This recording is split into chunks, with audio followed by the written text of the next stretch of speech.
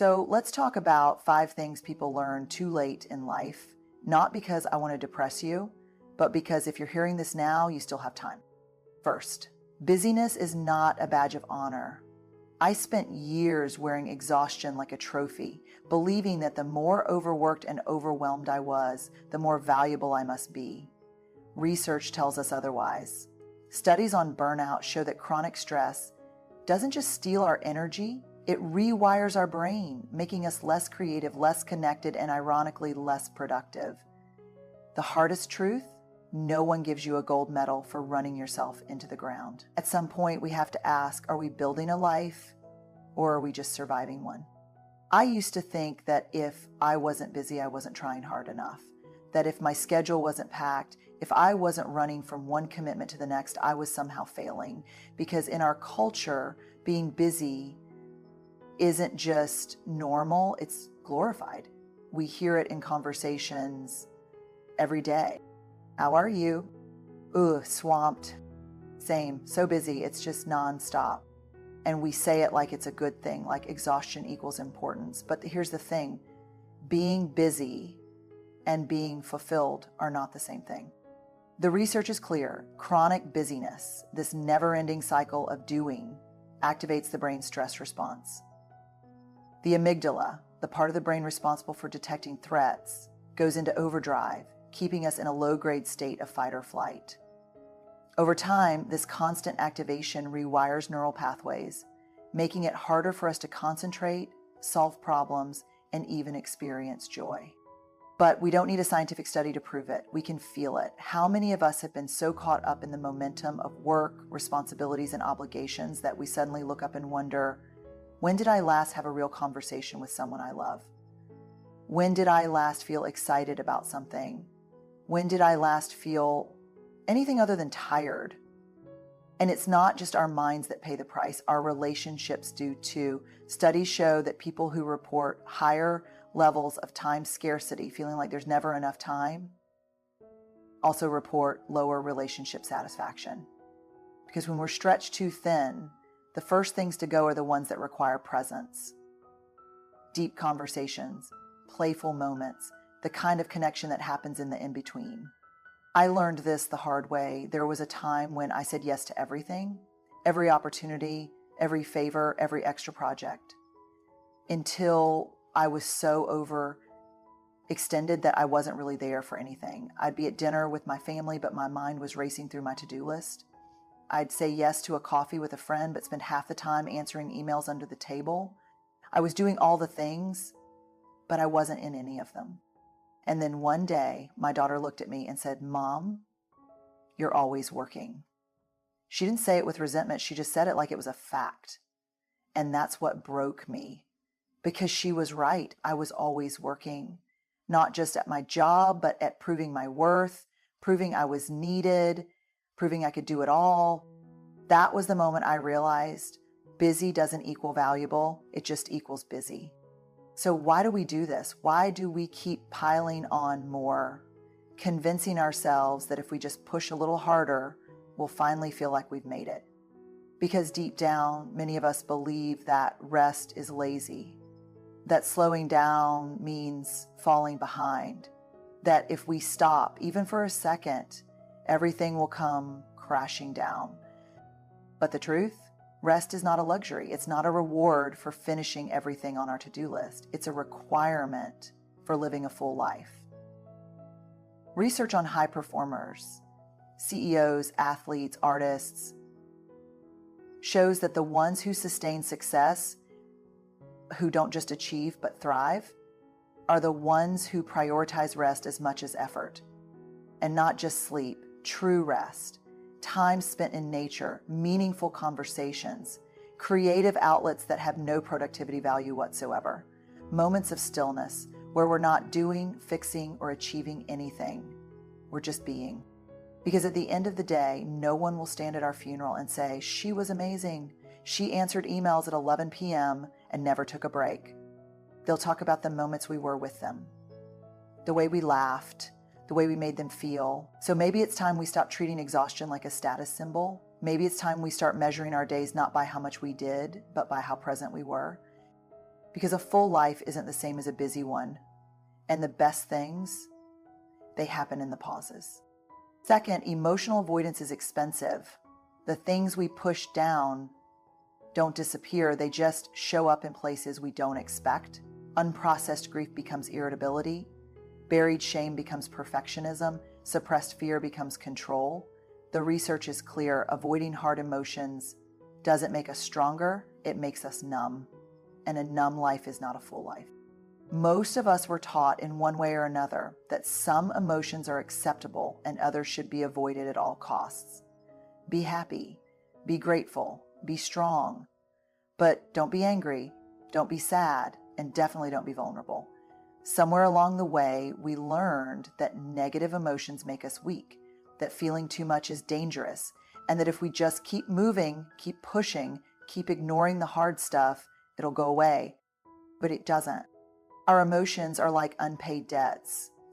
They don't disappear just because we pretend they're not there. They collect interest, they grow in the dark, and eventually they demand to be paid.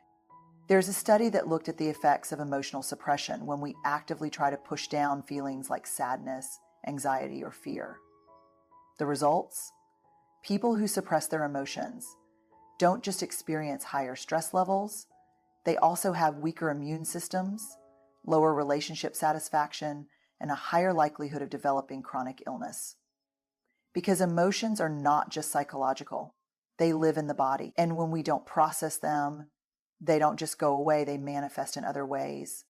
Like that moment when someone cuts you off in traffic and suddenly you're furious. Not just annoyed, full body, white hot rage. And it doesn't make sense.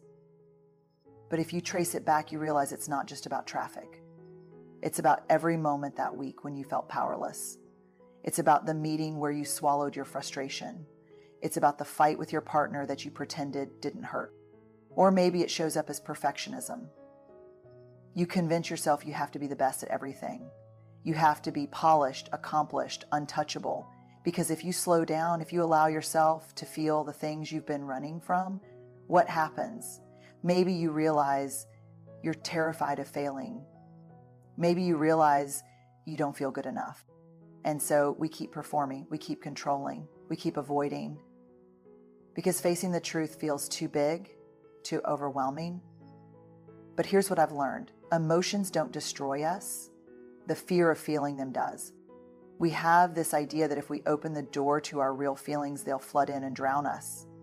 But emotions don't work that way. They come in waves. And when we allow ourselves to actually feel them, when we name them, sit with them, process them, they pass. They lose their power. I remember a moment years ago when I was feeling completely overwhelmed, like everything in my life was too much, like I was failing at everything that mattered.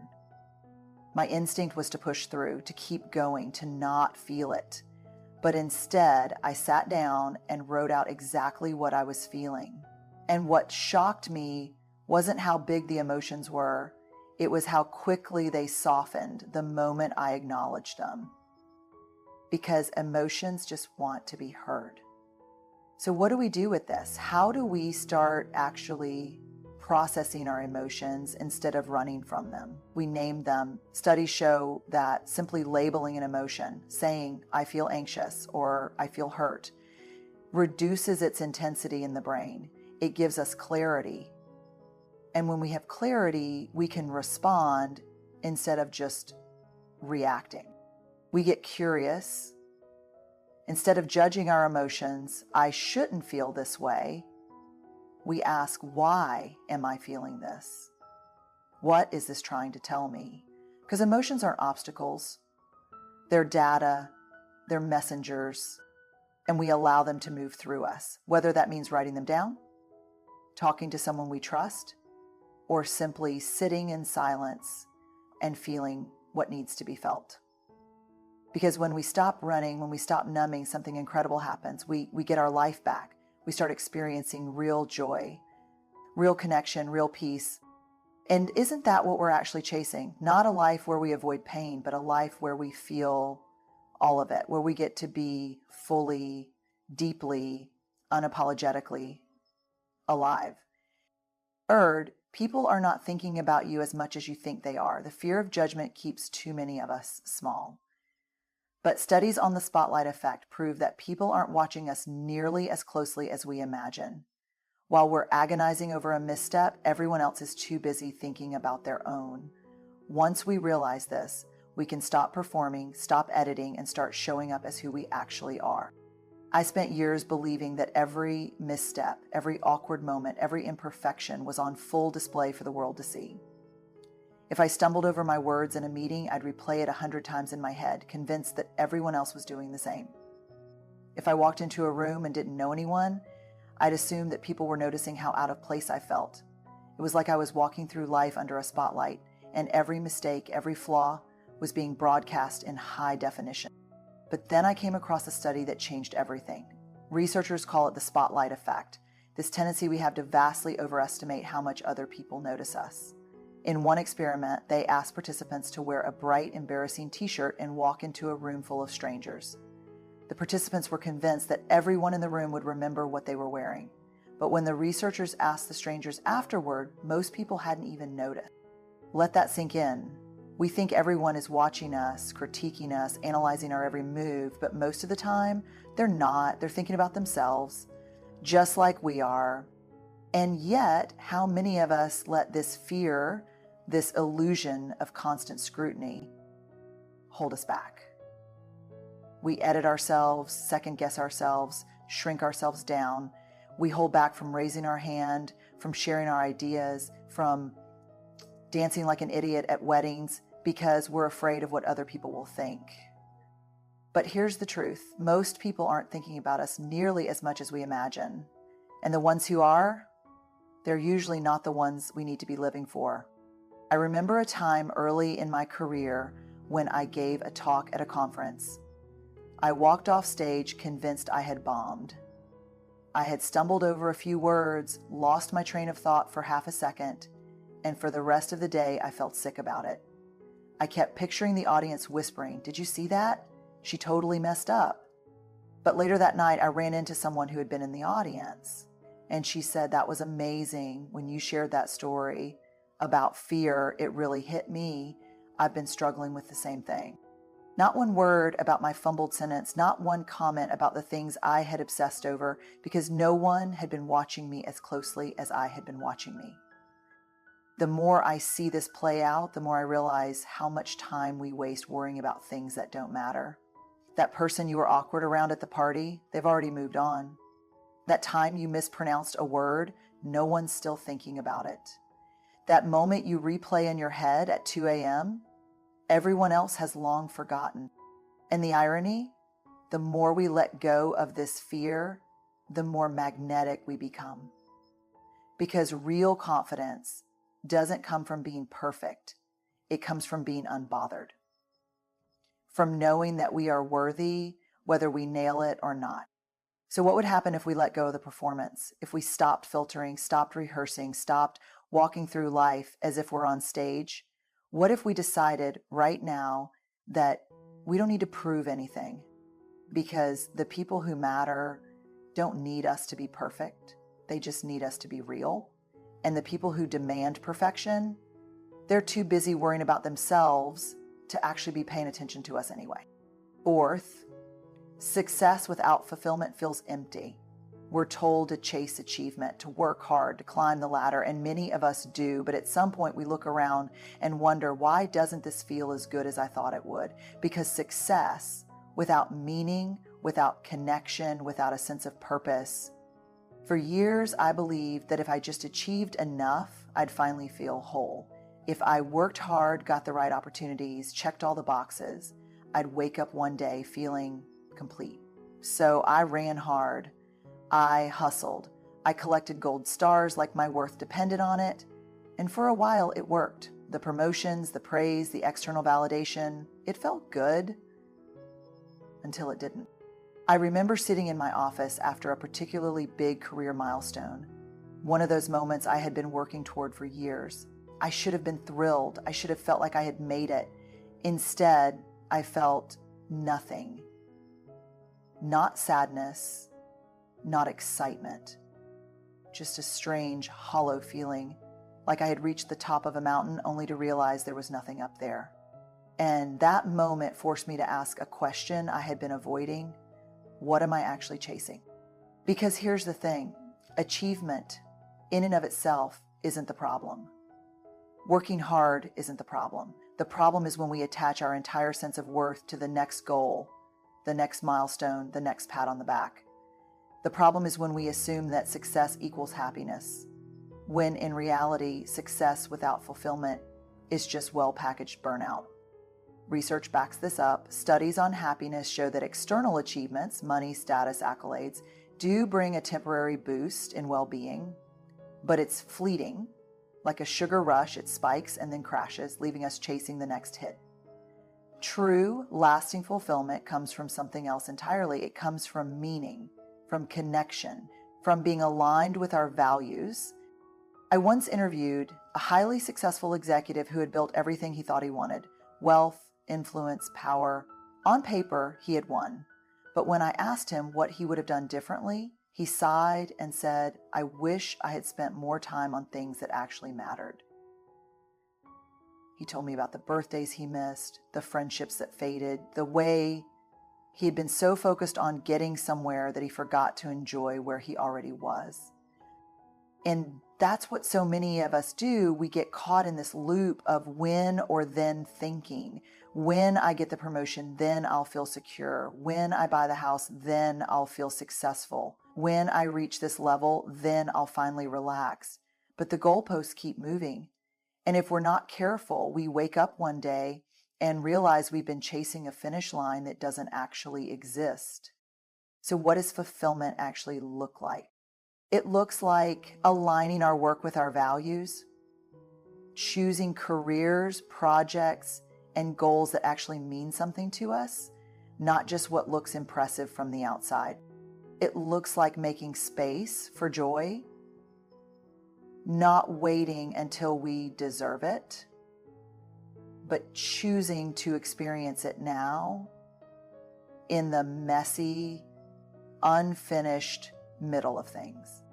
It looks like prioritizing people over productivity, because at the end of the day, no one remembers our resume, but they do remember how we made them feel. And it looks like defining success for ourselves, not by someone else's standards, not by society's expectations, but by what actually makes us feel alive. Because success is not a finish line. It's not a checklist.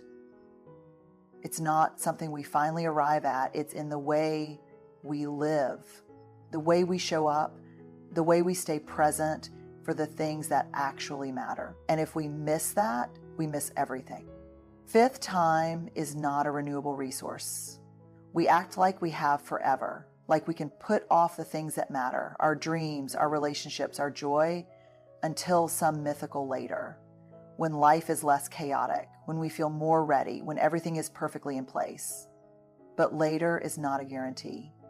And the truth we learn too late is that the things we keep postponing, they're the things that make life worth living. I once heard someone say, the trouble is you think you have time. And doesn't that hit hard? Because we do. We live like there will always be another chance to say I love you, to start the thing we've been too scared to start, to take the trip, to have the hard conversation, to show up for the people we care about, until one day we realize that the chances have run out.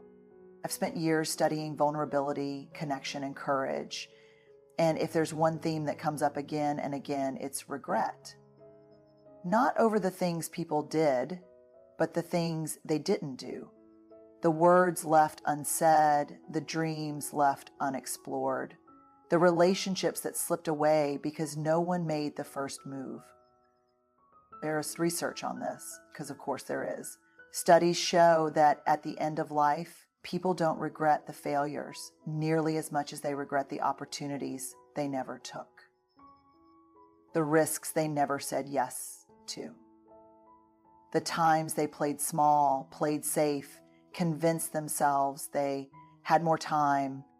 I've seen this up close. A few years ago, a friend of mine lost someone suddenly. No warning, no time to prepare, just gone.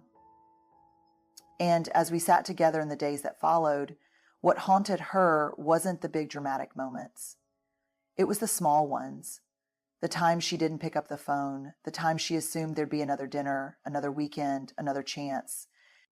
And I think about that all the time, about how easy it is to move through life assuming we'll get around to the things that really matter.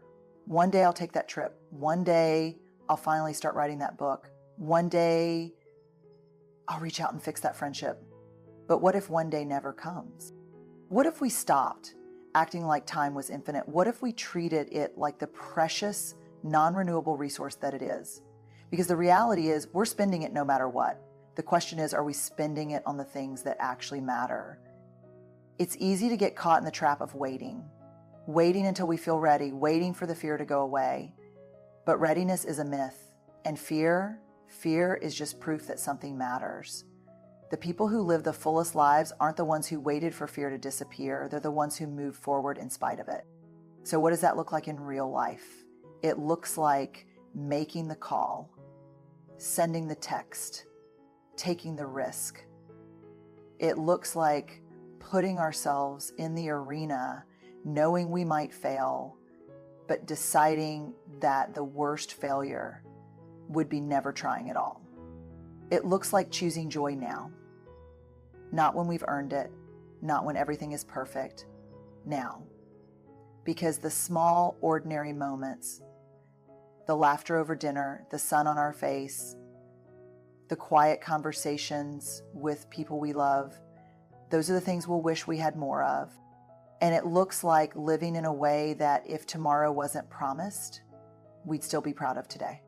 Because in the end, we don't get more time. We just get this one wild, messy, beautiful life. And the only thing worse than running out of it is realizing we never truly lived it. So here we are.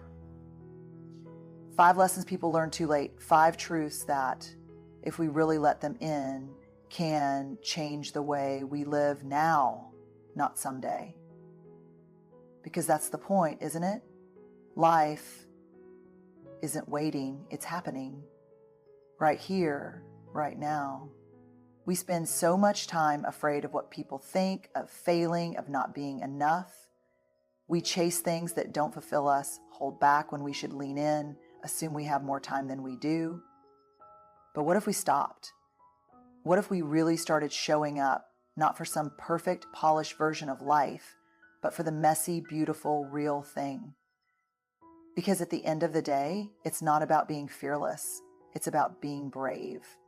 Brave enough to be seen, brave enough to choose meaning over achievement, brave enough to live like time is precious. Because it is. So here's my challenge to you. Take one of these lessons and make it real in your life. Not next year, not next month, now. Choose vulnerability, redefine success, let go of the fear of being judged, say the thing that needs to be said, do the thing that scares you, because one day you'll look back. And when you do, I hope you'll know you didn't just exist, you lived.